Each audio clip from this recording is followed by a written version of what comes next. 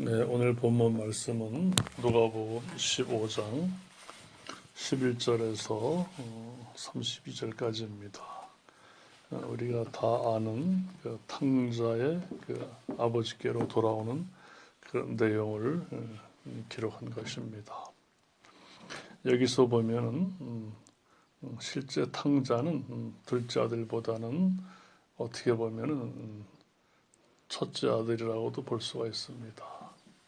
아버지의 사랑을 거의 알지 못하고 또 자신의 주어진 어떤 의무감 때문에 아버지께 충실히 묵묵히 일을 하는 그 모습을 보고 외형적으로 보기에는 더할 나위 없이 아버지와 함께 있는 것처럼 보이지만은 실제로 아버지를 진심으로 사랑하고 의지하고 내가 최악의 행동과 정말 여러 가지 부질없는 잘못을 했다 하더라도 아버지께서 나를 반겨 맞을 것이다라고 확신한 그 아들이야말로 아버지를 신뢰하고 또 그렇게 받은 그 모습을 봅니다. 그러니까 우리가 요즘도 많은 신앙의 모습이 있습니다. 교회에 가면은 또 정말 우리 성도들의 마음은 이제 이런 마음으로 할 겁니다. 내가 극도로 하나님과 떨어져서 또는 하나님을 모르는 상태에서 극도로 피폐해지고 여러 가지 황폐해지고 더 이상 이 세상에서 살 맛도 없고 삶의 의미도 모르겠고 이 성경 표현으로는 돼지 먹는 쥐염 열매로 먹을 정도로 내가 이렇게 정말 초라해질 대로 초라해진 내 모습, 이 모습을 있는 그대로 이제 내가 돌이켜 내가 이제 하나님께로 가자 이렇게 하고 이제 예배당도 나오고 교회 나옵니다. 왜? 양식이 풍족한 품꾼이 얼마나 많은가. 나는 아버지가 안 계시니까 죽는구나. 이렇게 이런 마음으로 교회 나옵니다. 그래서 이제 나와서 하나님께 내가 하늘과 아버지께 죄를 지었습니다. 저를 불쌍히 여기소서 하지만 이렇게 근데 아버지는 뭐예요? 거리가 먼데 아버지는 달려가서 그 아들에게 목을 안고 입을 맞춥니다.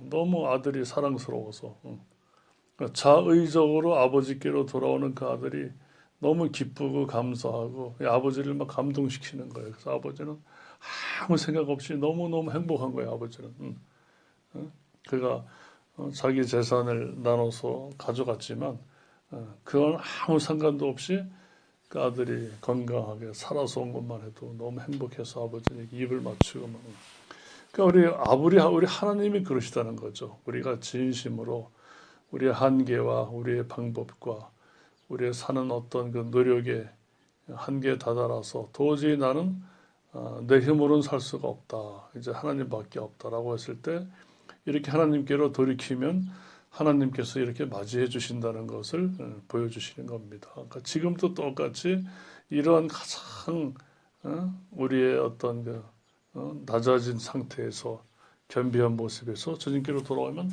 하나님께서는 똑같이 우리를 맞이하십니다. 그런데 여기서 이제 하나의 이제 방해꾼이 있어요. 즉 말하면 이게 하나님 앞에서 또 아버지 앞에서 이 방해꾼이 누구냐? 바로 형이에요, 형. 맏아들이 왔는데 동생이 건강한 모습으로 왔으니까 이제 질투하는 거예요. 그러니까 진짜 동생을 사랑하고 동생이 나가서 철떡서니가 없어. 어떻게 살지 상상해 보면은 너무 동생이 불쌍할 텐데 동생이 어떤 사랑의 대상과 불쌍함의 대상이 아니라 하나의 이제 질투의 대상이 된 거예요. 동생이. 저 녀석은 저렇게 지 돈 타가지고 열심히 먹고 한마디로 그냥 지 멋대로 그냥 사니까 그게 아주 괘씸했던 거죠. 동생이. 그러니까 오니까 화가 나서 들어가고자 아니한다. 그 우리가 하나님께로 갔는데 일반 성도들은 다 오랜만에 온 그 교인이나 또는 세상에서 푹 썰어가지고 여러 가지 쓴맛, 괴로운 맛 타먹은 자들을 이렇게 하나님께서 맞이해 준 것처럼 그들 이제 긍휼히 여기면서 받아줘야 되는데 이렇게 오히려 저 열심히 놀다 왔네. 그죠? 질투를 한다는 거죠. 보면. 근데 이 성도들뿐만 아니라 또 목회자들도 또 문제가 있을 수가 있습니다. 성도들은 하나님을 바라보고 하나님께 내 병든 몸과 마음의 상처를 취하고자 하는데 목사님들이 또 이렇게 또 부담을 줄 수도 있어요. 오자마자 또 보면 왜 우리가 하나님을 찾는 것은 사실 쉬기 위해서 일하기 위해서 하나님을 찾는 게 아니거든요. 예수님이 마태복음 11장 28, 90 말씀하셨지만 우리 수고하고 무거운 짐을 너무 고통스럽게 졌기 때문에 모든 자들아 내게로 와라. 내게 와서 쉬라고 하셨는데 하나님은 우리를 쉬게 하시는 분이고 하나님만이 우리를 진정한 안식을 누리게 하시는데 교회에 가면 이제 뭐 가자마자 또 헌금에 대한 부담, 또 어떤 또 이렇게 사람과의 어떤 관계, 또 은근히 또 이렇게 어떤 신분상의 어떠한 또 초라함 이런 것 때문에 이렇게 스트레스를 받을 수도 있죠.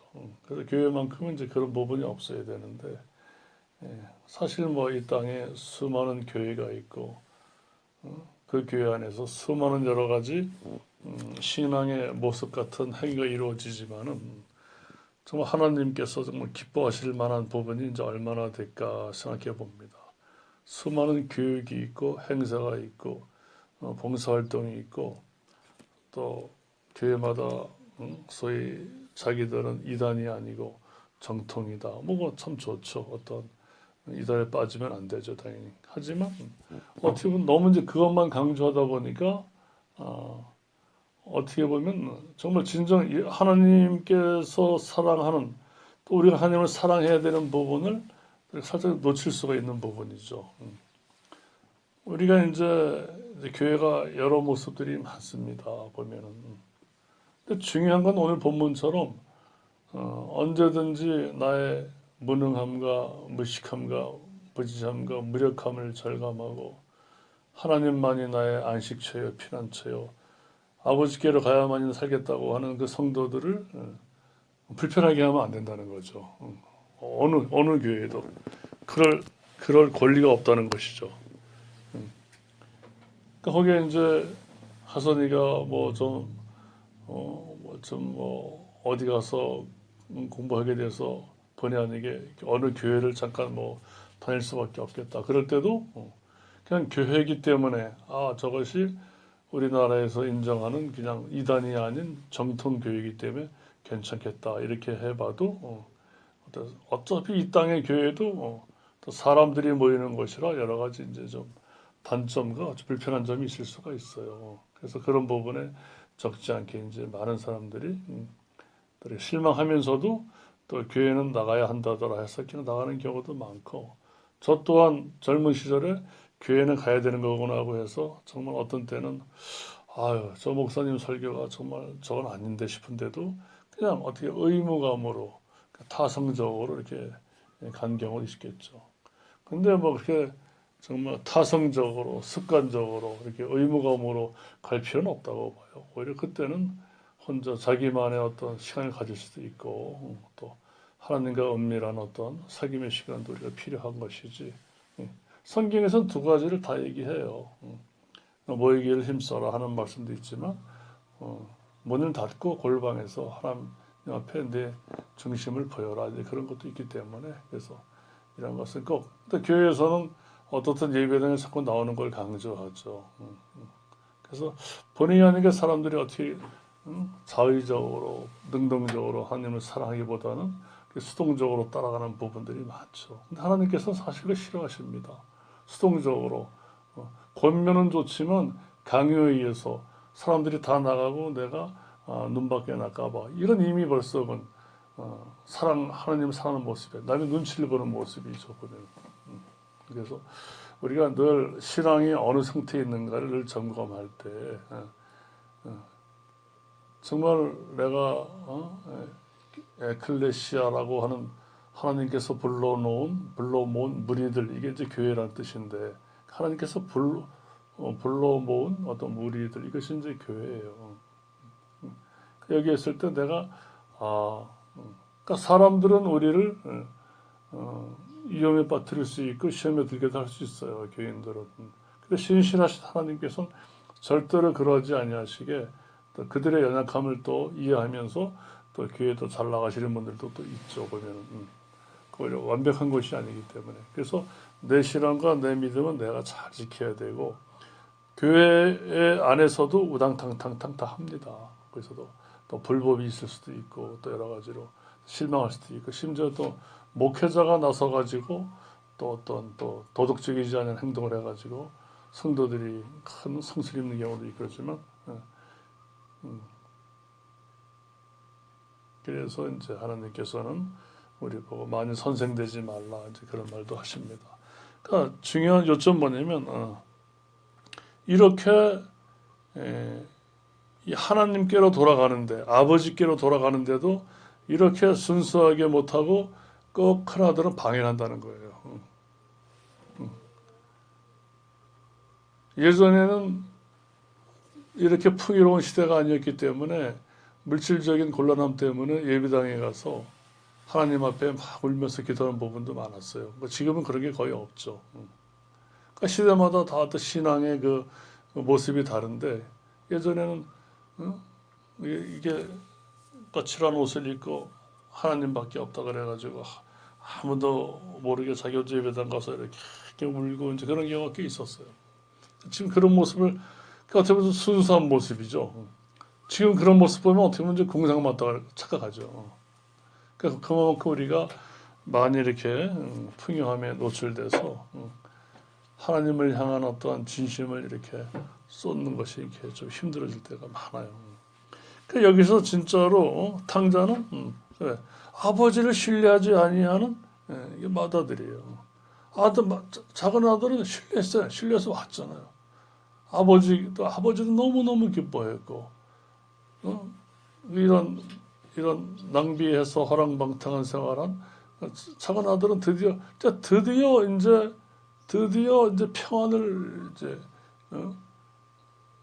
누리는 거예요. 드디어 그가 젊은 시절 좀 방황했지만은, 우리 누구나 실수할 수 있고 누구나 넘어질 수 있고 누구나 죄에 빠질 수 있어요. 왜? 아들이라 하더라도 우리가 그리스도 예수로 말미암아 거듭났고 어거지로 부활한다고 하는 그런 어거지 믿음이 아니라 주님께서 보여주신 생명의 부활의 그것을 우리가 경험했다 하더라도 우리도 연약함 때문에 또 넘어지고 실족하고 또 오히려 자신이 상상할 수 없는 것보다도 더 이렇게 뒤틀어지고 이렇게 떠날 수도 있죠. 근데 우리는 늘 겸손하게 나도 작은 아들처럼 이렇게 망가질 수가 있구나. 근데 그 아들은 돌아왔어요. 근데 큰 아들은 나는 언제나 아버지 곁에서 아버지를 순종하고 난 거의 완벽할 정도로 나는 대단한 인물이야라고 이렇게 스스로 이게 바로 자기의예요. 이것이 옳다라고 여기는 자기의고, 이것이 자기 자랑이고 자기 사랑이고, 이게 자신감이에요. 하나님은 이거 싫어하셔요. 오히려 둘째 아들처럼 개망나니가 되고 깽판치고 이렇게 해서도 철저하게 자기를 의지할 수 없고 아버지만 의지해야겠다. 예수님 그리스도의 공로만 의지해야겠다. 내가 세상 방법으로 내 아이디어로 그 많은 돈 가지고 다 해봤는데 이게 다 헛방이구나. 이건 참 재미없구나. 한마디로 이제 재미가 없구나. 여기선 참된 즐거움이 없구나. 뭐 아무리 술을 먹어봐도 그때뿐이고 재미도 없다. 이제는 이게 아니다. 난 이제 하나님의 영으로 내가 감동되고 하나님의 말씀으로만 내가 설 수 있고, 이제는 이 세상이 나를 끊임없이 고통 속으로 몰고 가는 나를 이제 발견했기 때문에 이제는 지겹다 해서 이제 아버지께로 오는 겁니다. 이럴 때 어떻게 보면 이제 진정한 그리스도인이 되는 겁니다. 근데 우리 현대 교회는 뭡니까? 교회 안에도 표현이 좀 그렇지만 나이는 먹고 직분은 다 맡아도 어린 아이들이 많아요. 왜? 내가 즐겁지 않으면은 견디질 못하는 거예요. 교회 안에서도 반드시 난 행복하고 즐거워야 돼요. 왜? 그게 바로 누구예요? 아이들의 특징이에요. 나는 반드시 고통은 없어야 되고 행복해야 되고 난 잘 돼야 되고 그러니까 조금만 어려움이 오고 조금만 걸어 넘어지면 울고불고 막 큰일 난 것처럼 아무 큰일이 아닌데도 이렇게 되는 거예요. 그래서 현대 교회들의 특징은 신앙적인 면에서 보면 전부 다 어린아이. 근데 그 반면에 뭐예요? 예수님 당시나 사도시대나 그 시대는 뭡니까? 그 당시는 그러니까 지금 교인들은 세상 사람들이 갖고 자란 걸 다 원해요. 근데 예수님 당시나 초대교회는 사람들 그렇지 않았다는 거예요. 그러니까 예수님 외에는 별로 원하지 않았다는 거예요. 왜? 그걸 정확히 알았기 때문에. 이 작은 아들이 하나님 외에는 난 이제 부질없다는 걸 알았기 때문에 하나님만 원했다는 거죠. 그러니까 큰 성숙한 어른하고 철없는 아이들 차이죠. 근데 이거는 꼭 나이하고는 상관이 없어요. 또 꼭 우리가 고생을 한다고 해서 또 겸손해지는 것만도 아니에요. 또 보면 그대로 망해가지고 그냥 이 세상에 하직한 사람도 많아요. 그 많은 고생을 하다가도. 그러니까 우리는 우리의 인생의 길이고 빛이 되는 이 말씀을 통해서 우리 하나님의 사랑을 우리가 분명히 알았으면은 그 뭐 덜 고생하기 위해서 그게 아니라 덜 고생하는 게 우리 인생의 목적이 아닙니다. 우리가 짧은 세월을 살아도 하나님의 뜻대로 순종하는 삶이 얼마나 의미 있고 고상하고 가치 있고 최상의 삶인가를 우리가 아는 그것이 아름다운 것이지. 하나님 믿으니까 고생을 안 하고 돈을 벌었다더라. 이런 거하고는 주님하고는 아무 상관이 없어요. 상관이 없어요. 그러니까 우리가 이제는 보다 이렇게 작은 아들은 이제 하나님의 사랑을 아는 거예요. 그 어리석은 행동을 했지만 하나님의 사랑을 충분히 깨닫고 온 것이고, 큰 아들은 여전히 아버지의 사랑을 받는 것 같지만 아버지 신뢰하지 못하고 한마디로 지 멋대로 살고 있는 거지, 생각에 속아서. 그러니까 이런 교인들이 굉장히 많다는 거죠. 죄송한 표현이지만. 그러니까 그들이 언제 철이 들까요? 이 아들은 일부러 아버지의 사랑을 알기 위해서 태어난 게 아닙니다. 이 아들은 우리가 하나님의 사랑을 알고자 또 일부러 방탕할 필요는 없어요, 전혀. 또 그 사람의 그 그릇에 맞게끔 그 길을 간 것뿐이에요, 작은 아들은. 하지만 우리 뭡니까? 이런 평탄한 가운데서도 더 하나님을 절감할 수도 있어요. 이 세상의 풍질 보세요. 얼마나 악하고 우리 주님께서 떨어지게 만듭니까? 이제껏 지켜주시고 보호하시고 건강 주시고 성경 보게 하시고 하나님께 집중하게 하시고, 이 크란 마다들로 말하면 아버지를 섬기고 사랑하고 아버지의 사랑받는, 이거 얼마나 행복하냐 그 얘기예요. 그 마음속에 뭡니까? 항상 비교하고 동생하고 그런 판단하고 질투하는 그런 마음. 그게 바로 이제 마귀가 주는 마음이에요. 아담에게 하나님을 질투하라고 시켜서 하나님하고 겨루게 만들잖아, 아담을. 그렇게 겨루면 됩니까? 그대로 마귀의 그 노예가 되어버리죠. 우리도 우리의 이러한 중심의 상태와 우리 하나님께로 정말 이렇게 정말 언제든지 우리는 언제든지 우리는 틀려요. 하나님은 항상 오르셔요. 우리는 옳은 것 같아도 틀린 경우가 많아요. 또 오를 때는 뭐야? 우리가 하나님의 영에 깊이 감동되거나 말씀에 순종할 땐 우리 판단도 많이 옳아요. 근데 그렇지 아니하고 한시도 나와 함께 있을 수 없더니 하신 말씀처럼 한시도 우리가 있을 수 없는 존재가 우리예요. 그걸 늘 인정하고 주님 성령께서 우리를 감동하지 아니하시고 우리는 한시도 한 시간도 주님과 함께 할 수 없습니다. 이런 존재임을 우리가 무시로 느끼면 굉장히 행복해요. 감사하고 우리의 연약함을 주님이 도와주시니까. 그래서 우리는 때마다 시마다 주님을 의지하는 그런 삶을 사셨으면 좋겠습니다.